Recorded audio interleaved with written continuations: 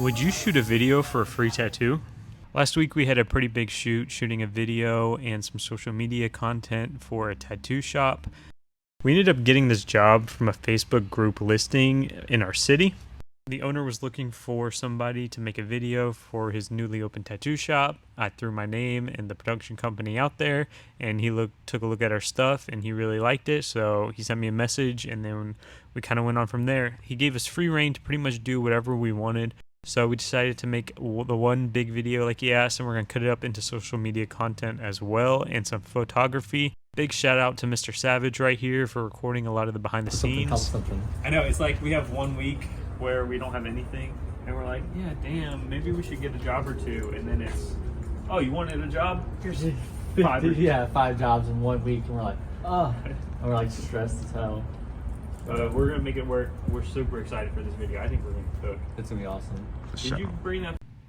We ended up bringing a lot of our kit for this shoot because we weren't really sure exactly what we were gonna need. I did bring my 120 watt small rig light, but I just ended up using the Amaran 60X for most of the shoot. We brought the Fx3 and the Sony ZV-1 for video, and then I also ended up taking some photos on the A7 IV with the 90mm macro lens. This is the Fx3 setup. We have the Blackmagic monitor and a little bit of the rest of our gear. Wow. Scott, what you running? Oh, you got the Fujifilm X100? Best camera. Really? What about the X3? They should be here around 9:30. What camera and lens we using today, Logan? Right now I'm busting out A7 IV with the 90mm macro for our headshots. We started off this day shooting some headshots. It wasn't necessarily what he asked for, but I kind of mentioned that we offer this service as well, and he's more than happy to get some new headshots for his staff because the shop just opened a month ago. So we started with the Godox AD200 flash and the Sony A7 IV, and then here's Sky shooting some behind the scenes on the Fujifilm. Yeah, there you go, Scout, yeah. There we go. Perfect. I'm always smiling, like the other way doesn't work for me.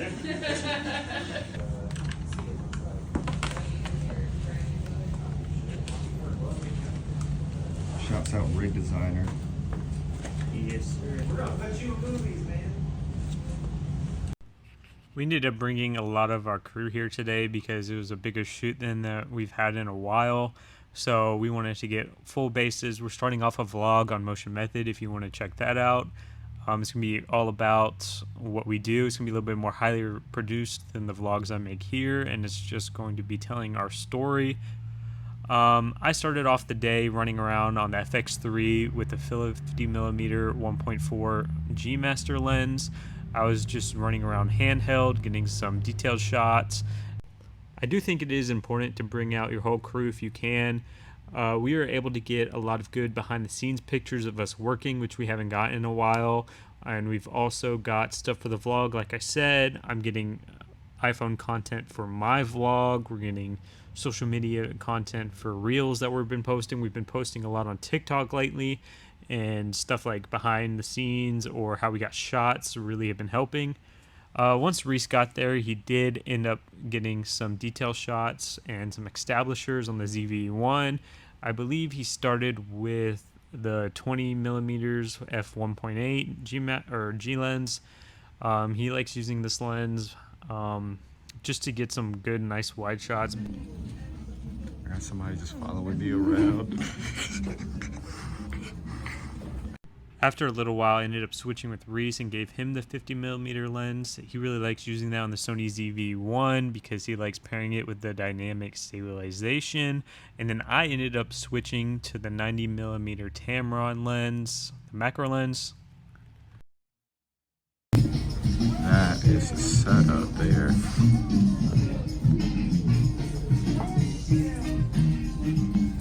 Reese, do you need anything for lighting? I'm doing okay right now. I was really enjoying the look of this 90mm Tamron macro lens. I was just liked how close I could get to the actual art of tattooing itself. It looked great in my opinion. It gave a nice separation, and it's just a look that you don't normally see on something like, I don't know, 24 to 70. So I really much enjoyed the look of this.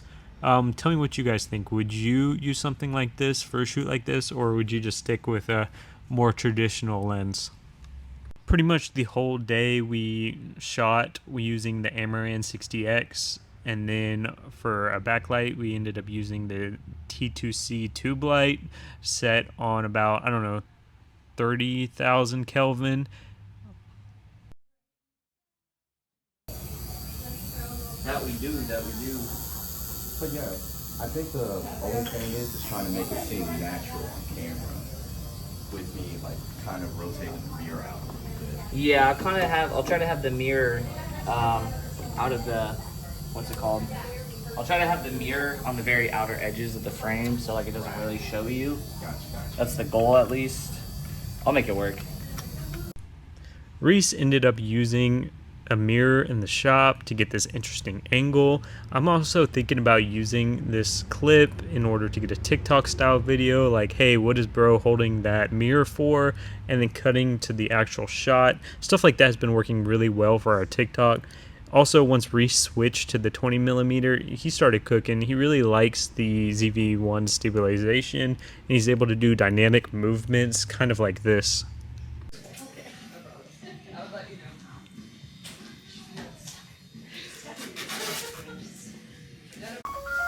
Yep. I need to think about maybe some sort of masking. Cause I did a clip where, didn't I do a clip where I went like this or like that? Since the client really did trust us to just have our own vision and come up with whatever we come up with, we did end up making a basic shot list that at the very least we wanted to get for the edit. So that's what we did for the rest of the day. Using a mix of the Sony ZV-1 and the Fx3 has been really working for us. I like using the Fx3 to get the longer shots, more tripod shots, and the ZV-1 with that dynamic active stabilization. It's just really nice. It's lightweight. It's just easy to carry around. God. It's not really right now I can only see like the paper, not the the actual anything. tattoo. So we like this combination. I'm actually thinking about getting a second Sony ZV-1. What do you guys think about that? Should we or should we wait until another camera comes out?